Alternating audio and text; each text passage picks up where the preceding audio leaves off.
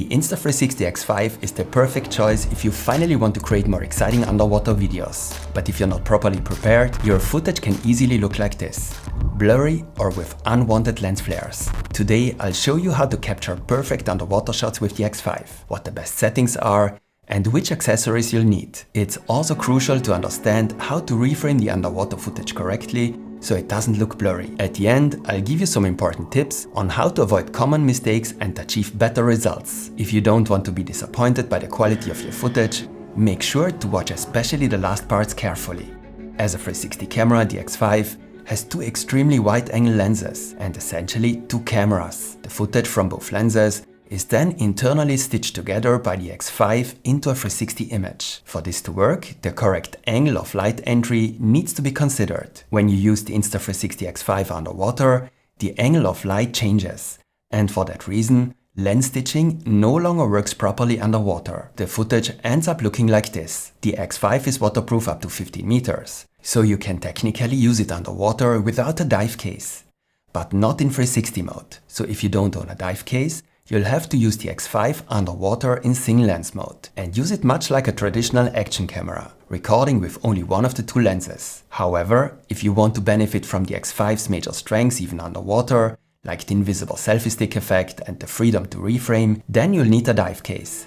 Specifically, the invisible dive case from Insta360. And that brings us to the accessories you need in order to get the most out of the X5 underwater. Yes, the invisible dive case from Insta360 is relatively expensive, but as already mentioned, it doesn't just make the X5 more waterproof, it also corrects the angle at which light enters the lenses. So it's not just a plastic shell, but more like a lens accessory. That's why it should be of very high quality, and for that reason alone, I would advise against going for a cheaper knockoff. As you can see, the invisible dive case works excellently. The selfie stick is sufficiently removed from the shot, but you should also know that handling the invisible dive case is not that easy. Throughout this video, I'll show you what you need to pay attention to when using the dive case and which mistakes to avoid. Incidentally, Insta360 recently launched an even better version of the dive case, the Invisible Dive Case Pro. Although the Dive Case Pro is slightly more expensive and larger than the standard dive case, it's supposed to enable sharper and more detailed recordings. I haven't been able to test it yet, but a review of the new Dive Case Pro will follow soon. Since the Invisible Dive Case allows you to enjoy the benefits of the X5 as a 360 camera, you should use it together with a selfie stick. One of my favorite selfie sticks is definitely the standard invisible selfie stick from Insta360 in the 114cm version, because it becomes very compact when collapsed and is easy to pack. It's also well suited for underwater use. To ensure that the stick disappears from your footage, it must be mounted straight onto the X5 as usual, and the camera must not be tilted during recording. If you follow this, the combination works great underwater. Unlike the X4 dive case, the X5 dive case doesn't sink, it floats. To counteract the buoyancy, a small weight is included in the packaging. You can easily attach this weight to the bottom of your selfie stick. You'll notice that the dive case is now very well balanced. Still, it can sometimes be helpful to attach the stick to a wrist strap underwater. Such a strap is also available from Insta360 as an accessory for the selfie stick. By the way, you'll find a link to all the accessories mentioned in this video in the video description. Insta360 also offers a bundle that includes the X5, the dive case, the selfie stick, the wrist strap, and a floating hand grip, all as part of the Invisible Dive bundle at a very attractive price. This bundle contains everything you need for underwater use. You'll find a link to that in the description as well. As mentioned, there are quite a few mistakes you can make when using the Invisible Dive case. So what do you need to know? First, you should update your X5 firmware and make sure it's up to date. Especially when using the Invisible Dive case, the firmware needs to be up to date to enable proper lens stitching. Next, you must insert the X5 correctly. If you have lens guards installed, you'll need to remove them first. As you can see, the dive case has buttons on one side. The X5 must be inserted so that the camera's buttons align with the buttons on the dive case. If the display is facing the front, this would be the right-hand side. On the left and right of the lenses, there are two slots into which you can insert these pads. These inserts come with the standard packaging of the dive case and are made of a cardboard-like material. These are anti-fog inserts. As the name suggests, they're intended to prevent the housing from fogging up. And they actually work quite well. But you should check them regularly, because if they become too moist, you'll need to replace them. Or else the case may fog up and ruin your footage. After that, you can close the dive case and secure all 4 latches. Now the X5 is ready for underwater use. But wait, there is still one more step. You need to activate the dive case mode on the camera. You can do this even before placing the camera inside the case. Just press and hold the Q button on the side. You'll know that the dive case mode is activated by the slightly altered layout of the shooting settings on the display. To deactivate the dive case mode, simply swipe up. You can also activate the dive case mode while the camera is already inside the dive case. Again, by pressing and holding the lower side button as before. Only in dive case mode does lens stitching work correctly underwater, and only then can the camera be properly operated underwater. So it's important that you activate it. However, the operation of the camera changes completely in this mode. You only have 2 buttons and no touchscreen available. If you briefly press the lower button, the Q button, you start and stop a recording. If you double press the Q button, you can switch to the single lens mode. The first double press activates the front lens. Another double press switches to the rear lens. And one more double press brings you back to 360 mode. If you briefly press the upper button, the power button, you change the recording mode. If you press and hold the power button, you can turn the camera off and on again. The dive case mode remains active even after turning the camera off and back on. You can only deactivate it via the touchscreen once the camera has been removed from the dive case. Most importantly, as soon as the dive case mode is active, recordings are started and stopped with a short press of the lower button, and the recording mode is changed with the upper power button. To enjoy your dive case for a long time,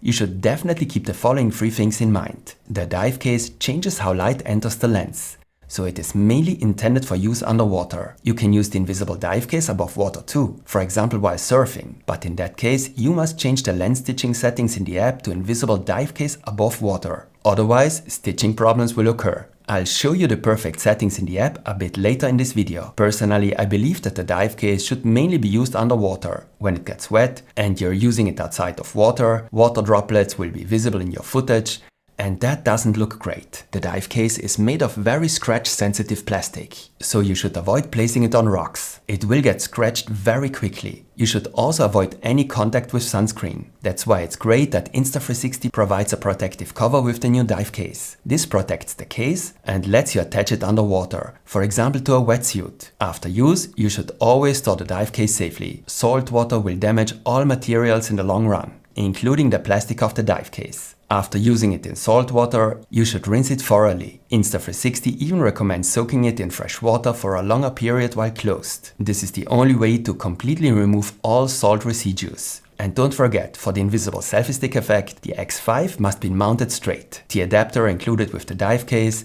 is designed specifically to prevent any tilting. Once you switch to the dive case mode, you can no longer change the recording settings, such as frame rate, color profile, and so on. The currently active settings will be applied. For this reason, you should define the optimal settings for your underwater recordings before switching to the dive case mode. That's why I'll now show you how to set up your X5 optimally for underwater recordings. Aside from maybe the photo mode, you should almost always use the standard video mode underwater. If you're diving very deep and it gets really dark, you might also want to test the pure video mode. And only in 360 mode can you take advantage of the X5's strengths underwater, like reframing and invisible selfie stick effect. The single lens mode does offer the benefit of not needing to reframe your shots, but otherwise it offers no image quality advantages. The 4K single lens recordings don't look significantly better than reframed 360 recordings, at least not when you're also using the X5 in the dive case. But we'll talk more about that a bit later. Choosing the right settings isn't that easy. Even underwater, 8K resolution provides the best image quality, especially on a large screen.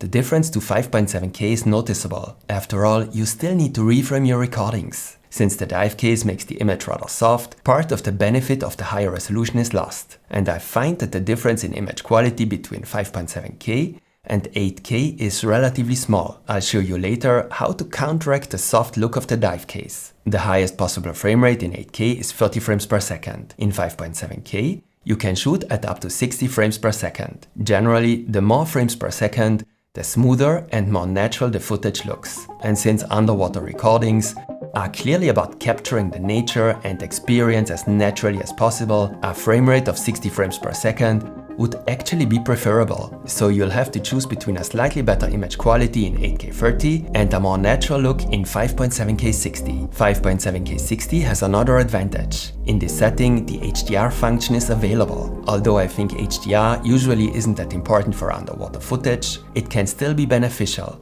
Especially if you mainly watch your videos on a smartphone, the higher resolution isn't that relevant, and using 5.7K 60 is a good option. But there is something else to consider. A higher frame rate has drawbacks in low light conditions, and image noise can become more noticeable when there isn't enough light. So if you're diving deeper and it might get darker, you should definitely go with 8K 30. If you're unsure about the resolution at first, I'd recommend using 8K 30 as your default underwater setting due to the slightly better image quality. You can't go wrong with that. However, under good lighting conditions, and if you prefer a visibly more natural look, 5.7K 60 with HDR turned on is also a great choice, especially when the lighting conditions are difficult. For example, when the sun is shining in from one side and other areas are rather dark, you can also activate adaptive tone. This also works in 8K 30 and will improve your dynamic range and increase the contrast, but will shorten the battery life. If you swipe from the right edge to the left, you open the menu with additional capture settings. Underwater, I would avoid using manual exposure settings. The lighting conditions can change quickly,